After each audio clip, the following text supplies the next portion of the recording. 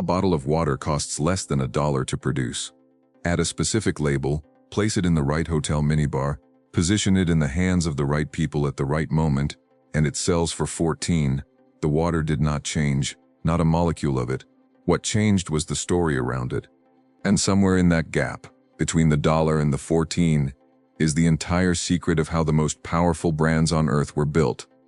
Please subscribe and activate the button to help us reach 1,000 subscribers so we can bring you more relevant content and so YouTube can notify you when we publish new videos. There is a number that lives inside every serious brand and that almost no one outside the most senior levels of its ownership ever sees clearly. Not the revenue number, not the profit margin, not the market capitalization, which fluctuates daily and reflects the collective assessment of people who are, mostly, guessing. The number is the brand value, the component of the enterprise's worth that exists entirely independent of its physical assets, its inventory, its real estate, its machinery, its workforce, the intangible portion, the part that would survive if you burned the factory to the ground and kept only the name. For the brands at the top of the global hierarchy, that number dwarfs every tangible asset the company holds. The factories, the distribution networks, the retail locations, the raw material contracts, all of it combined is worth less than the name printed on the label, sometimes significantly less. The physical infrastructure is replaceable. It can be rebuilt, relocated, upgraded. The name carries something that cannot be rebuilt from scratch at any price and within any reasonable time frame. That asymmetry, the name worth more than everything it is attached to, is the central mystery of how brand value actually works, and the mystery, when you examine it honestly, turns out to be less mysterious than it appears. It is the product of a specific set of decisions, made over time, that most companies never make because the decisions require a discipline that is genuinely difficult to maintain under commercial pressure. Start with the most fundamental truth about brand value, the one that every brand consultant will tell you in theory and that almost every brand behaves as if it does not believe in practice. The value is not in the product. The value is in the belief about the product. These are not the same thing. The product is a physical reality with measurable characteristics, dimensions, materials, performance specifications, production cost. The belief is a psychological reality with no physical form, a set of associations, feelings, and social understandings that accumulate around the product through years of deliberate cultivation and that are, in the end, what the customer is actually paying for. A watch that keeps accurate time, a jacket that resists the weather, a car that covers distance efficiently. These functions are real and are delivered, with varying degrees of excellence, by thousands of products at hundreds of price points. The premium that separates a mass-market product from a luxury one cannot be justified by the marginal improvement in function. The function improvement, even in categories where it is genuinely significant, accounts for a fraction of the price differential. The rest of the premium is the belief. Getting paid for belief rather than function is the most profitable business model ever discovered. Because belief, once established at sufficient depth in sufficient people, is extraordinarily durable. It resists competitive pressure in ways that functional superiority never can. A competitor can always make a better watch, eventually. A competitor cannot make a watch with 100 years of association, with a specific kind of person living a specific kind of life in a specific cultural register that the customer aspires to inhabit. The heritage cannot be manufactured. It can only be accumulated. And it accumulates slowly, through consistency, through the specific decisions made at specific moments of commercial pressure, decisions to protect the belief even at the cost of the transaction. Those decisions, made correctly over long enough periods, produce assets that are worth more than any physical infrastructure their owners could have built with the same resources. The brands that understood this early built something that their competitors are still trying to figure out how to replicate. The ones that are still trying are, by and large, still failing. Not because the strategy is secret. It is not a secret. It is described in business school cases, in brand strategy literature, in the public statements of every luxury executive who has ever been interviewed seriously about their approach. The strategy is visible. What is not visible, what cannot be acquired through strategy documents or management consulting or the hiring of people who worked at the right companies, is the culture that makes the strategy executable. The culture that can say no to revenue in order to protect belief. That can watch a competitor grow faster by doing the thing you have decided not to do and hold the line anyway. That can maintain the same standard, in the same direction, across management changes and economic cycles, and the relentless internal pressure of an organization that wants to grow and measures itself against that growth. That culture is rarer than any product. It is, in the end, what the billions are actually worth. In 1994, a senior executive at a major European luxury house made a decision that his board did not understand and that his competitors quietly celebrated. The brand had an opportunity to license its name to a manufacturer in Asia for an arrangement that would have generated significant revenue with minimal operational involvement. The licensing model was standard practice across the industry at the time. Competitors were doing it. The financial logic was straightforward. The brand name was the valuable asset. Licensing it out was simply monetizing an asset that was otherwise sitting idle in categories where the brand was not directly present. He declined, ended the meeting, moved on. The competitors who had been licensing their names through the 1980s and early 1990s spent the following decade engaged in expensive, complicated, sometimes unsuccessful efforts to reacquire those licenses, discontinue product lines that had diluted their positioning, and rebuild the perception of exclusivity that the licensing revenue had steadily eroded. Some of them never fully recovered. Their names still existed. Their heritage was still technically intact. But something in the perception had shifted in ways that were difficult to articulate and impossible to easily reverse. The executive who declined was not a genius operating from a sophisticated brand theory that his peers lacked. He was operating from a simpler, less intellectual conviction that the name was worth more intact than it was worth distributed, that every context in which the brand appeared at a price point or a quality level inconsistent with its positioning cost more than the revenue it generated. Not immediately. Not in any way that showed up clearly in that year's financial statements, but cumulatively, over time, in the erosion of something that the financial statements had no line item for. This is the fundamental discipline of brand management at the highest level. It is a discipline of restraint, of selective distribution, of the willingness to leave significant revenue on the table in order to protect something that is not on the table, that exists in the minds of the people who associate meaning with the name, and that is diminished by every use of the name that does not reinforce that meaning. The brands that have maintained this discipline longest have built what strategists call moats, competitive advantages so structural and so durable that normal competitive pressure cannot breach them. But the moat metaphor undersells the actual mechanism. A moat is a passive barrier. What these brands have built is more active than that. It is an ongoing production of meaning, a continuous reinforcement of a specific set of associations through every touchpoint, product, retail, communication, the specific events the brand chooses to be associated with, and the ones it chooses to decline, that compounds, year over year, into something that looks to outsiders like an impenetrable market position. The impenetrability is real, but it is not structural in the way a patent or a regulatory barrier is structural. It is psychological. It exists because enough people, over enough time, have had experiences with the brand that reinforced a specific belief. And changing a psychological reality at that scale requires not a better product but a sustained investment in a different set of experiences over a comparably long period. No competitor has ever successfully done this against a brand that did not first break down its own position through internal inconsistency. The most dangerous competitor for any great brand is always the brand itself. Now consider the mechanics of how the belief is actually built at the beginning, before the heritage exists, before the associations have accumulated, before the brand has earned the right to charge a premium simply by being itself. Every brand that is worth billions today was, at some point, unknown. The story of how that initial positioning was established, how the brand chose its territory, identified its intended audience, and began the slow process of earning the associations it wanted, is always more deliberate and more calculated than the mythologized version that the brand itself later promotes. The mythologized version emphasizes the founder's vision, the artistic genius, the technical obsession with craft, the serendipitous discovery that a particular product resonated with a particular audience. All of these elements may be true. They are also, in retrospect, shaped into a narrative that serves the brand's current positioning. The struggle has been refined into a parable.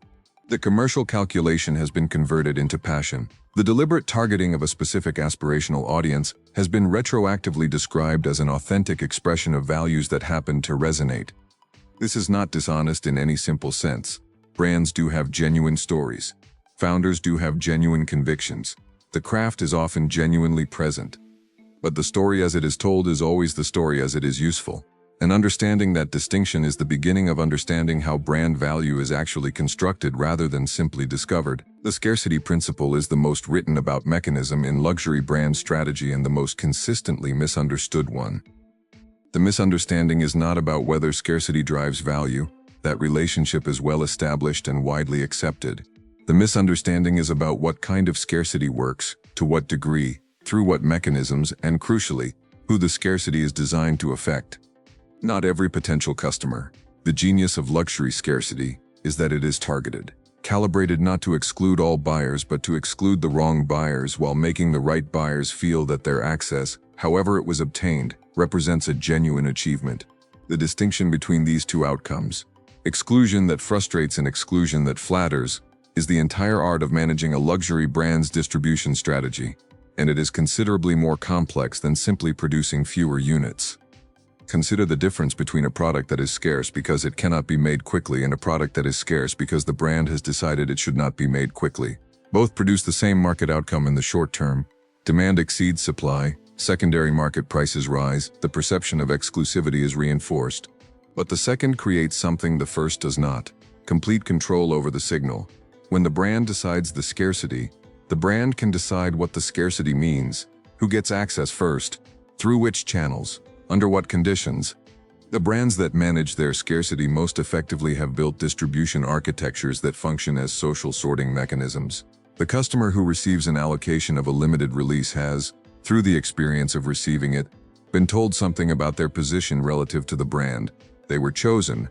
That specific piece of information, "you were on the list," is worth something that cannot be communicated through any advertising campaign, regardless of budget. It is personal. It is specific to them. It creates a relationship rather than a transaction. And the customer who was not on the list has been told something equally useful to the brand, that there is a further level of access to earn, a reason to deepen the relationship, a goal embedded in the customer's future experience of the brand that the brand did not have to articulate explicitly. The scarcity created the aspiration without the brand needing to ask for anything. This is engineering desire in its most refined form. The product is less important than the conditions under which it is acquired. The conditions create the experience. The experience creates the attachment. The attachment creates the loyalty that is the actual long-term commercial asset. Now observe what happens when a brand abandons this discipline at scale.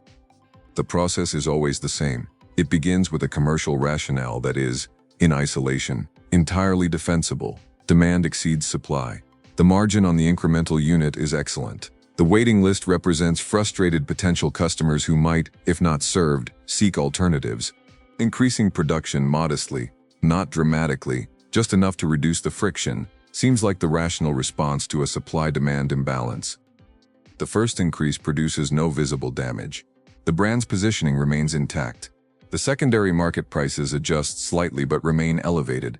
The core customer base continues their relationship with the brand without obvious disruption. The financial results improve. The decision appears to have been correct. The damage is invisible in the short term because it is not product damage. It is perception damage. And perception operates on a lag that makes it almost impossible to connect cause and effect in real time. The association between the brand and the experience of accessing something genuinely rare, that association is not broken by one production increase. It is weakened, slightly, in ways that do not show up in any customer survey or sales report in the year the decision is made.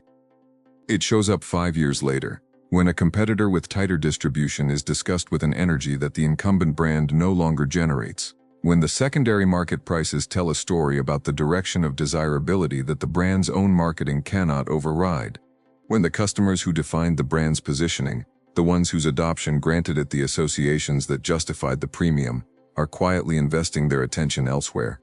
By then, the executives who made the incremental production decisions have often been replaced by executives trying to understand why a brand that was dominant 7 years ago is now struggling to maintain relevance among exactly the customers who matter most. The answer is always the same, and it is always found earlier in the timeline than anyone is comfortable admitting. The brand stopped protecting the belief before the belief stopped protecting the brand. And there is one mechanism, specifically, through which belief is protected or destroyed faster than any other. One decision type that reveals, more clearly than anything else, whether a brand understands what it actually is. Because everything we have covered, the scarcity, the heritage, the distribution discipline, is ultimately in service of something more fragile and more powerful than any of it. Something that the best brand builders protect with an almost irrational ferocity, and that the ones who lose it rarely see leaving until it is already gone. And what comes next explains exactly what that is. The most valuable thing a brand owns is not its archive, not its craftsmanship, not its distribution network or its retail locations or its relationships with the right photographers and the right publications and the right people whose endorsement carries the right associations. The most valuable thing a brand owns is a feeling. Specifically, the feeling experienced by a specific type of person at a specific moment. The moment they encounter the brand in a context that activates everything the brand has ever meant to them. That feeling is not the product of the product. It is the product of a lifetime of associations that the brand has either built or inherited or stumbled into, and then had the discipline to protect. It is what happens when the accumulated weight of meaning, encoded in a name, meets a person who has been prepared, by culture and aspiration and identity formation, to receive it. The brands that understand this protect it differently from the brands that do not. The difference shows up in decisions that seem, from the outside, almost perversely uncommercial. Chanel does not sell online, not in any meaningful, comprehensive sense. For a brand of that scale, in an era when digital commerce has become the primary channel for almost every consumer category at every price point, the absence from meaningful e-commerce is a decision that costs real revenue annually. It is made deliberately, because the feeling that Chanel sells cannot be reliably delivered through a screen. The sensory architecture of the boutique, the light, the surfaces, the particular quality of attention from staff who have been trained to make you feel that your presence in that specific space is the most natural thing in the world, that architecture is not replicable online, and selling without the architecture risks selling without the feeling, which is, ultimately, selling something other than what the brand actually is. This is the decision that separates the brands worth billions from the brands that should be worth billions but are not. Not the decision to be online or offline, that is a category-specific tactical question. The meta decision, to protect the feeling even when protecting it costs the transaction, to refuse the revenue that would come at the price of diluting the experience that the revenue ultimately depends on. Louis Vuitton has a different challenge and a different solution. The brand is more widely distributed than Chanel, more visible, more globally accessible. Its monogram is one of the most recognized logos in the world, which is simultaneously its greatest commercial asset and its most significant brand management liability. Because a logo that is universally recognized is a logo that has been adopted by people across a vast range of social positions, people whose adoption of it generates contradictory signals to the specific audience whose perception of the brand is most strategically important. The response, executed over a decade with increasing sophistication, has been a deliberate bifurcation of the offering. The accessible entry products, the classic monogram canvas goods that constitute the brand's commercial foundation, are maintained, distributed, and commercially optimized without apology. They fund everything else. They are not the brand's identity at its highest level of aspiration. They are the base of the pyramid. Above them, a range of products and experiences calibrated for an audience that does not shop at the same touchpoints, does not respond to the same communications, and does not judge the brand by the same criteria as the mass aspirational customer. The collaboration with an artist whose work is genuinely inaccessible to most people. The trunk atelier in Paris that operates by appointment and produces objects whose existence is unknown to 99% of the brand's customer base. The fashion runway that is designed not to sell clothes but to maintain the brand's position in a conversation about culture that most commercial brands will never be invited to. The pyramid produces a paradox that is, on examination, entirely rational. The wider the base, the more critical it becomes to maintain the apex, because the apex is what justifies the base. The monogram canvas derives its value, the premium it commands over a comparable unbranded product, from the association with everything the brand represents at its highest expression. Remove the apex and the base becomes a logo on a bag. Maintain the apex and the base is a piece of something genuinely significant. This is the architecture of brand value at its most sophisticated. Not a single product or a single price point or a single audience.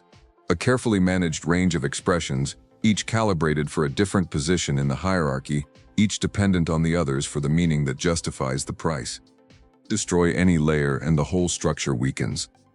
Maintain them all in the right relationship to each other over a long enough time, and you have something that no balance sheet has ever found a satisfactory way to express. There is a meeting that happens periodically inside every serious luxury brand. It is not a product development meeting or a marketing review or a financial planning session, though elements of all three are present. It is a conversation about a more fundamental question than any of those disciplines usually addresses. The question is, who are we for? Not who is buying us. Who we are for. The distinction matters because the brand's customer base at any given moment is always a lagging indicator of the brand's actual positioning. The people buying today were seduced by decisions made 5 years ago. The decisions made today will determine who buys 5 years from now. And the people who buy 5 years from now will determine whether the brand is still worth what it is worth today, or more, or less. Getting that question right, having a clear, specific, defensible answer to who the brand is for at its highest level of expression, and then making every subsequent decision in service of that answer, is the entire job. Everything else is execution. The craftsmanship, the retail design, the communications strategy, the distribution decisions, the collaboration choices, the pricing architecture, all of it flows from the answer to that one question, provided the answer is specific enough to actually constrain decisions. The brands that have lost their way did not lose it suddenly. They lost it gradually, through a series of decisions made in the absence of a clear answer to that question. Decisions made in response to market trends, competitive pressure, financial targets, the preferences of individual executives whose tenure was shorter than the consequences of their choices. Each decision is defensible in isolation. Together, a drift away from a position that the brand had not fully articulated and therefore could not fully defend. The brands that have held their position across generations have all, in some form, maintained clarity about who they are for, not as a marketing persona or a target demographic in the conventional sense, as a value system, an answer to what kind of person, living what kind of life, with what relationship to quality, time, and the things they choose to keep. What kind of person is this brand in genuine service of? Hermès has held its answer to that question longer and more consistently than almost any comparable institution. The answer is not a demographic, it is not an income bracket, it is a sensibility, a specific orientation toward objects and craft and the relationship between the two that happens to correlate with wealth and education and cultural formation, but is not reducible to any of them. There are people with significant financial means who are not Hermès people, and there are people on the edge of what the products cost who understand, at a depth that the wealthiest aspirational buyer may never reach, exactly what the brand is. That understanding, that the brand is something you can belong to before you can afford to belong to it, is the most powerful customer relationship in luxury. It creates loyalty that predates the transaction, desire that has been building for years before it becomes commercially actionable. And when it finally converts, when the person who has understood the brand for a decade makes their first significant purchase, the relationship that begins is one of the most valuable in consumer business. Not because the first transaction is large, because the customer already knows what they have entered. I already understand the code. Already belongs, in the way that matters, before the receipt has been printed. Building that kind of relationship at scale, across markets, across generations, across cultural contexts, that do not share a language or a set of references but that share, somehow, the capacity to recognize the same specific quality in an object, is not a marketing achievement. It is a cultural one. And cultural achievements, unlike marketing campaigns, do not expire when the budget runs out. The brands worth billions are worth billions because someone, at some point in their history, made something genuinely worth caring about. And then, over the years and decades that followed, enough of the right people cared about it in the right way that the caring itself became the product. The belief became the asset. The feeling became the foundation of an empire. Strip away everything: the advertising, the retail architecture, the celebrity associations, the auction results, the waiting lists, and what remains, in the brands that have lasted, is that original thing, the object that deserved the story. Everything else was just protecting it. That is the secret. It is also the most expensive thing in the world to maintain, and the most profitable thing ever built when you get it right. Luxury power exists for one reason only: to reveal what the elite pay to hide. Subscribe to Luxury Power and hit the bell now. Every week a new secret is uncovered. Drop in the comments where you're watching from. We love knowing our global audience. Everything you saw here is based on real cases, verified contracts, and documented facts. We don't glorify wealth, we dissect it. Do you still think money buys freedom? Tell us in the comments. Share this with someone who needs to see the truth. And remember, even the most expensive life can be a gilded cage. See you in the next video.